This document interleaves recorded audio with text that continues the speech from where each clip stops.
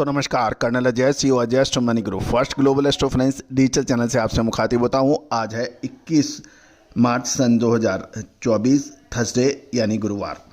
दोस्तों Ajay Astro money गुरु देश का पहला चैनल है जो मसालों पर अपडेट लगातार देता है, चाहे जीरा हो, धनिया हो, लाल मिर्च हो, काली मिर्च हो, मेथी हो, अजवाइन हो, चिरौंजी हो या फिर छोटी बड़ी इलायची हो या फिर ड्राई फ्रूट्स।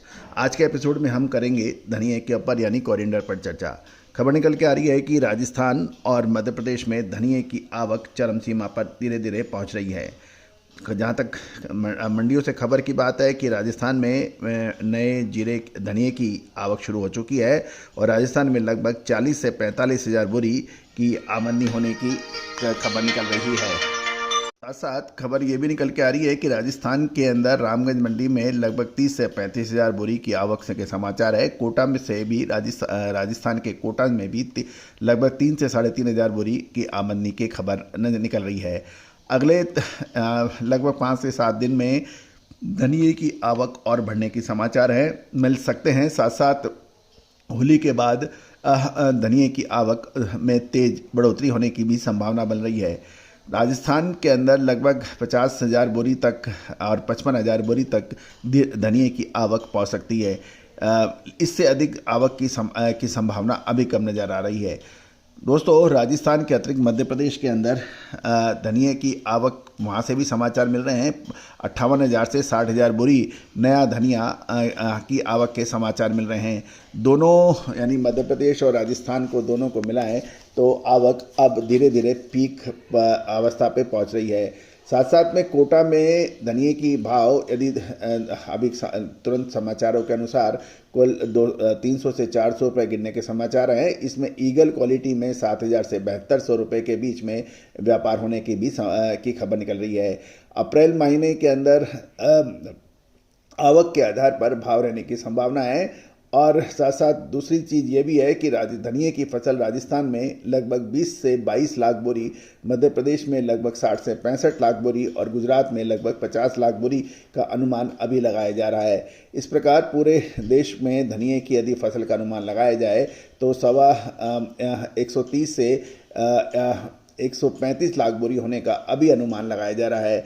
इस वर्ष जहाँ तक कैरी फॉरवर्ड का स्टॉक का बात करें तो वो सीज़न की शुरुआत में 75 लाख बोरी का कैरी फॉरवर्ड स्टॉक की बात कही जा रही है।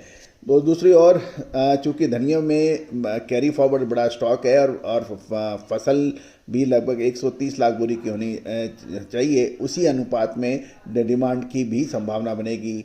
गौरतलब है कि मसालों के अंदर वर्ष 2023 एक उल्लेखनीय वर्ष माना जाएगा, चाहे जीरा हो, चाहे धनिया हो, अजवाइन हो, सौंफ हो, जिसका हमने आपको साल 2022 में यही कहा था कि साल 2023 मसालों का वर्ष कहना उचित रहेगा।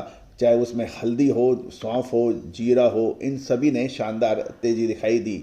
लेकिन ये तो कहना मुश्किल होगा कि 2023 का जैसा शानदार वर्ष मसाले का रहा वैसा ही साल 2024 भी रहेगा, लेकिन भावों के अंदर कुछ बड़ी कमजोरी की संभावना नहीं बन सकता, अभी नहीं बन रही है।